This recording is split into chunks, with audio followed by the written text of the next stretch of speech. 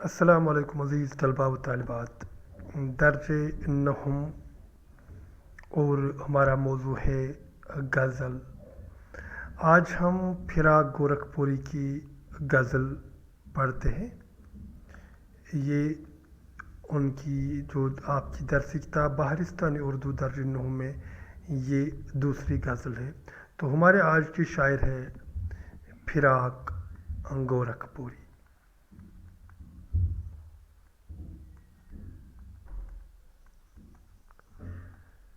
تو چلو غزل کو شروع کرتے ہیں۔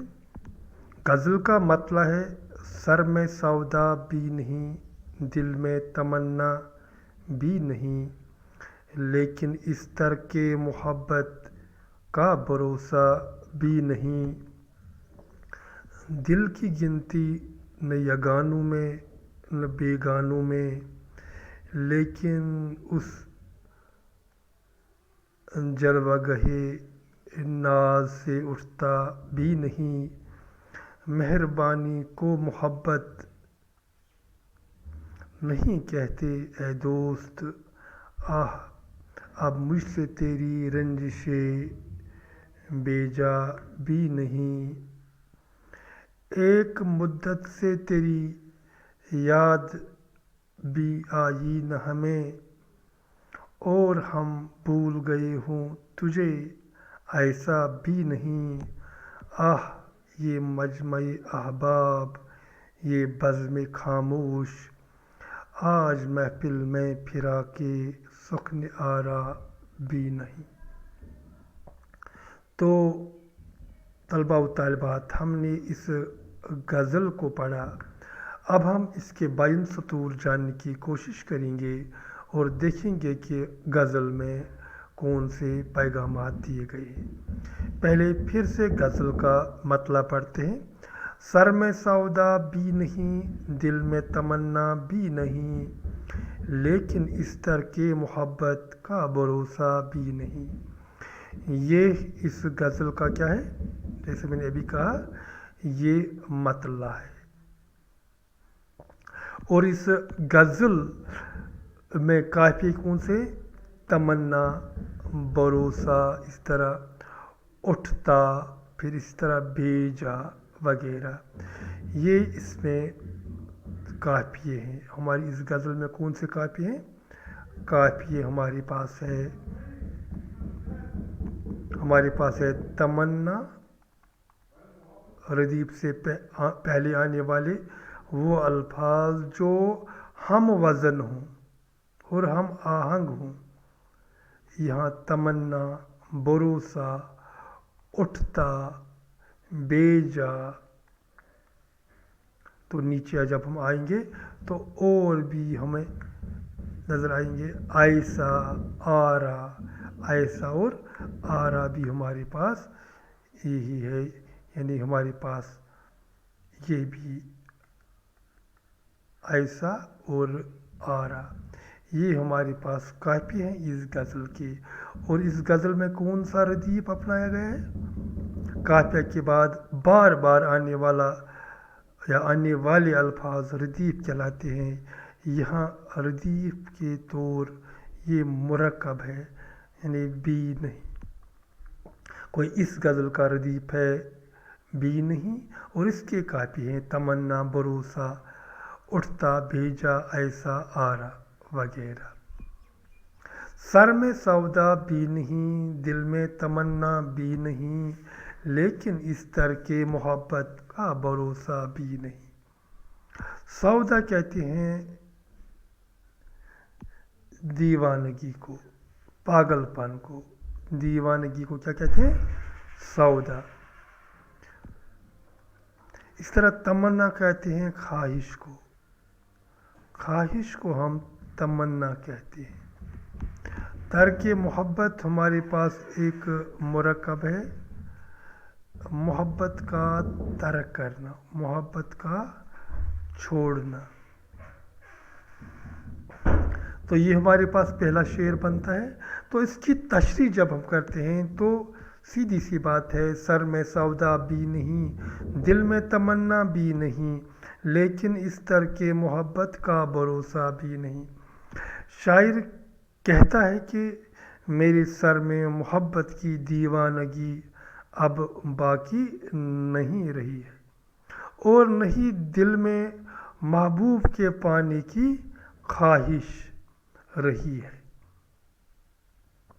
گویا میں نے محبت ترک کر دی ہے، میں نے ترک محبت کی ہے، لیکن یہ بات ضرور ہے کہ مجھے خود بھی اپنے ارادے پر قائم رہنے کا بھروسہ نہیں، یقین نہیں۔ تو اس طرح ہم نے پہلے شعر کی تشریح مکمل کی۔ اب دوسرا شعر پڑھتے ہیں۔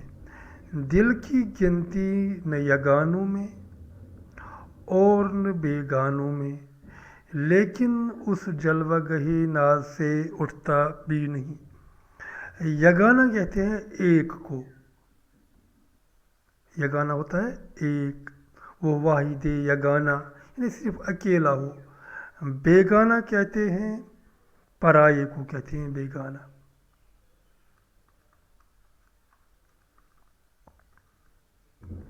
یگانہ اور پرایا، یہ بیگانہ۔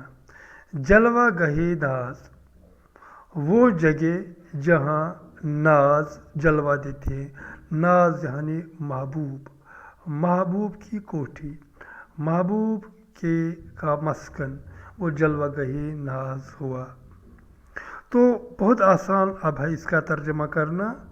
تو شاعر کہتا ہے کہ میرا دل، یعنی دل کی بات کرتا ہے، کیونکہ محبوب کے ساتھ دل کا ہی سودا ہے۔ وہ کہتا ہے کہ میرا دل بھی محبوب کی یاد میں دھڑکتا رہتا ہے، مگر اسے کوئی خاطر میں نہیں لاتا، یہاں تک کہ محبوب بھی نہیں، مگر محبوب کی چوکھٹ سے میرا دل اٹھنے کے لیے بالکل تیار نہیں۔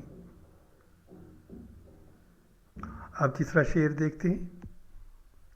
مہربانی کو محبت نہیں کہتے اے دوست، آہ اب مجھ سے تیری رنجشیں بے جا بھی نہیں۔ یہاں دوست سے مراد ہے محبوب۔ رنجش کہتے ہیں ناراضگی، ناراضگی کو رنجش کہتے ہیں۔ یہاں دو الفاظ ہیں، مہربانی اور محبت، یہ دو الگ الگ چیزیں ہیں جو شاعر اپنے محبوب کو جتلانا چاہتا ہے۔ تو اس شعر کا ترجمہ کچھ یوں ہوگا۔ شاعر کہتا ہے کہ اپنے محبوب سے کہتا ہے کہ مہربانی اور محبت میں بڑا فرق ہے۔ مہربانی کا معاملہ ترس کھا کے سامنے آتا ہے، مگر مجھے مہربانی نہیں بلکہ محبت کی جستجو ہے۔ افسوس تو اس بات کا ہے کہ تم مجھ سے اگر محبت کا اظہار نہ کرتے، نہ صحیح کبھی ناراضگی کا ہی اظہار کرتے تو میرے لیے کافی تھا، مگر کبھی تو نے ہونٹ بھی نہ ہلائے تاکہ مجھ سے اظہار ناراضگی ہی کرتے۔ ایک اور شعر ہے۔ ایک مدت سے تیری یاد بھی آئی نہیں، ایک مدت سے تیری یاد بھی آئی نہ ہمیں، اور ہم بھول گئے ہوں تجھے، ایسا بھی نہیں۔ یہاں یاد آنا اور یہاں بھول جانا، یہ ایک خاص شعری صنعت ہے جسے حسن تضاد کہتے ہیں۔ جب شعر میں دو متضاد الفاظ کا استعمال کیا جاتا ہے، اس سے جو خوبصورتی پیدا ہوتی ہے اسے حسن تضاد کہتے ہیں۔ مدت کہتے ہیں زمانہ کو۔ تو ایک مدت سے تیری یاد بھی نہ آئی ہمیں، اور ہم بھول گئے ہوں تجھے، ایسا بھی نہیں۔ شاید شکوہ یاد دلاتا ہے کہ محبوب کو شکوہ ہوگا کہ میں نے ایک زمانے سے اسے یاد نہیں کیا۔ تو اس شعر کی تشریح اگر ہم تھوڑا سوچ سمجھ کر کریں گے تو یہ ایسی بنتی ہے۔ شاعر اپنے محبوب سے کہتا ہے کہ بڑے دنوں سے مجھے تمہاری یاد بھی نہیں آئی۔ اس کا مطلب بالکل یہ نہیں کہ میں تم کو بھول چکا ہوں، भूलना मेरे बस में है ही नहीं, ये मोहब्बत का रोग है, ये जान ही के साथ चला जाएगा, अब जान ही के साथ ये आज़ार जाएगा। तो इस तरह इस शेर की तशरीह भी हमने की। अब आखिरी शेर है ये शेर, आह ये मजमए अहबाब, ये बज़्म खामोश, आज महफिल में फिराक सकन आरा भी नहीं।